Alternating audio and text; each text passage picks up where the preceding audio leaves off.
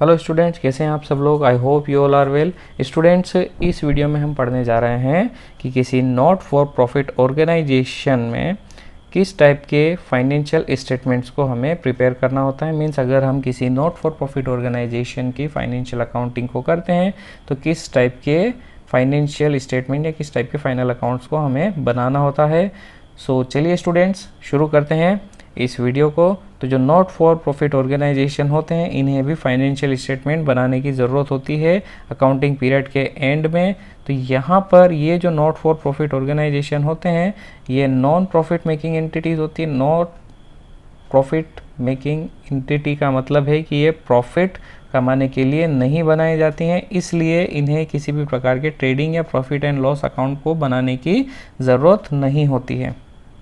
लेकिन हमें ये देखने की ज़रूरत होती है कि ये जो इनकम अर्न हो रही है इस टाइप के ऑर्गेनाइजेशन को, वो उसके एक्सपेंसेस को मीट कर रही है या नहीं। मतलब हमें किसी भी टाइप के ट्रेडिंग या प्रॉफिट एंड लॉस अकाउंट बनाने की ज़रूरत नहीं है इस टाइप के ऑर्गेनाइजेशन में, क्योंकि यहाँ पर ये ऑर्गेनाइजेशन प्रॉफिट अर्न करने के लिए नहीं बनाए जाते। लेकिन हमें ये देखना है कि जो खर्चे इस ऑर्गेनाइजेशन के हैं वो इसकी इनकम से फुलफ़िल हो रहे हैं या नहीं हो रहे हैं। क्या हमें और ज़्यादा इनकम की ज़रूरत है, मीन्स खर्चे ज़्यादा हो रहे हैं तो फिर पैसे भी ज़्यादा चाहिएंगे। तो इन चीज़ों को देखने के लिए हमें जो अकाउंटिंग इन्फॉर्मेशन है वो चाहिए होती है। कुछ फाइनेंशियल स्टेटमेंट हमें बनाने होते हैं। तो आगे देखते हैं कि इस टाइप के फाइनेंशियल स्टेटमेंट की हमें ज़रूरत होती है। अब ये जो फाइनेंशियल स्टेटमेंट है, ये जो फाइनेंशियल इन्फॉर्मेशन है, किन्हें प्रोवाइड की जाती है। ये फाइनेंशियल इन्फॉर्मेशन इस ऑर्गेनाइजेशन के मेंबर्स को प्रोवाइड की जाती है, क्योंकि वो सब्सक्रिप्शन फ़ीस इन्हें पे करते हैं। और डोनर्स को दिखाई जाती है ताकि लोग और ज़्यादा डोनेट कर सकें। लोगों को अगर पता चले कि ये ऑर्गेनाइजेशन इनके पैसों का सही जगह उपयोग कर रहे हैं तो वो उन्हें और डोनेशंस देंगे।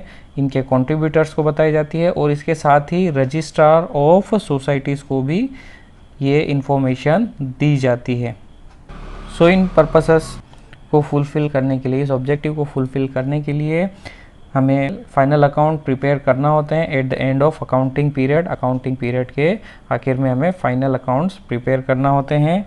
ये जो फाइनल अकाउंट है वो जनरल प्रिंसिपल ऑफ अकाउंटिंग देखकर ही बनाए जाते हैं। मीन्स ये फाइनेंशियल स्टेटमेंट या ये फाइनल अकाउंट जो है अकाउंटिंग के जो जनरल प्रिंसिपल हैं उन्हें ध्यान में रखकर बनाया जाता है। वो प्रिंसिपल्स पूरी तरह यहाँ पर एप्लीकेबल होते हैं ऐसे स्टेटमेंट्स को बना।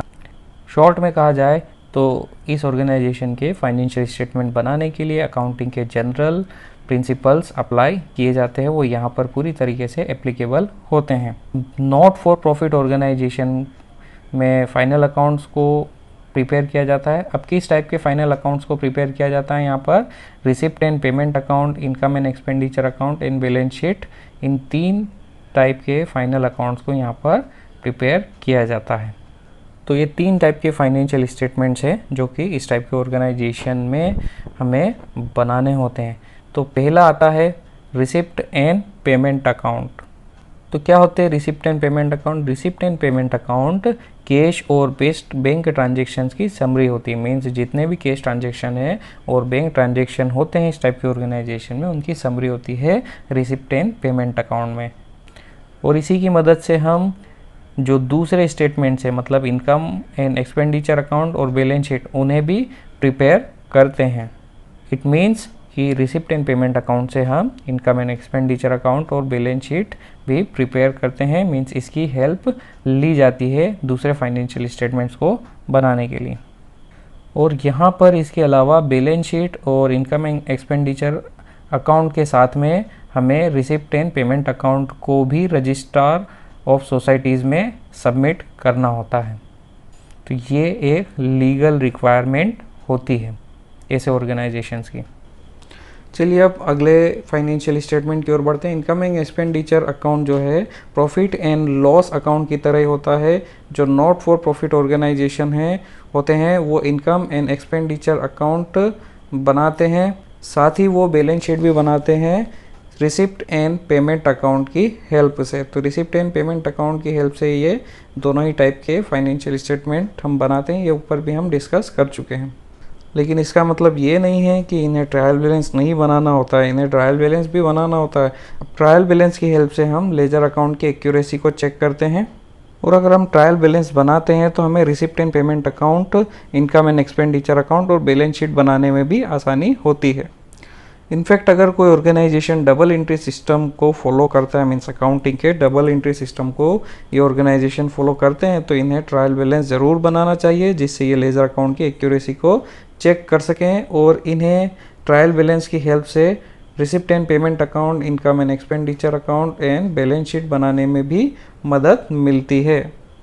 सो स्टूडेंट्स, यही थे कुछ फाइनेंशियल स्टेटमेंट्स जो हमें किसी नॉट फॉर प्रॉफिट ऑर्गेनाइजेशन की अकाउंटिंग इंफॉर्मेशन को बनाने में हेल्प करते हैं, या फिर किसी नॉट फॉर प्रॉफिट ऑर्गेनाइजेशन के लिए ज़रूरी होते हैं, उनके लीगल रिक्वायरमेंट को फुलफ़िल करते हैं। सो आई होप ये आपको समझ में आ गए होंगे। स्टूडेंट्स, अगर आपको कोई भी डाउट हो, कोई सवाल हो या सुझाव हो, तो आप नीचे कमेंट बॉक्स में लिख सकते हैं। स्टूडेंट्स, अगर आपको ये वीडियो अच्छा लगता है तो आप इस वीडियो को लाइक कर सकते हैं और इन्हें अपने दोस्तों के साथ शेयर कर सकते हैं, और आगे और भी इसी टाइप के अकाउंटेंसी से रिलेटेड, 12th अकाउंटेंसी से रिलेटेड वीडियोस को देखने के लिए आप हमारे चैनल को सब्सक्राइब भी कर सकते हैं, जिससे जब भी हम कोई वीडियो अपलोड करते हैं तो आपके पास सबसे पहले नोटिफिकेशन पहुंच जाएगा। स्टूडेंट्स, ये जो फाइनेंशियल स्टेटमेंट है, इन्हें कैसे बनाना है, इसका जो डिटेल पार्ट है वो हम आने वाले वीडियोस में एग्जांपल्स के थ्रू कवर करेंगे। बट इस वीडियो के लिए फ़िलहाल इतना ही। हम मिलते हैं आपसे अगले वीडियो में, तब तक के लिए गुड बाय, टेक केयर।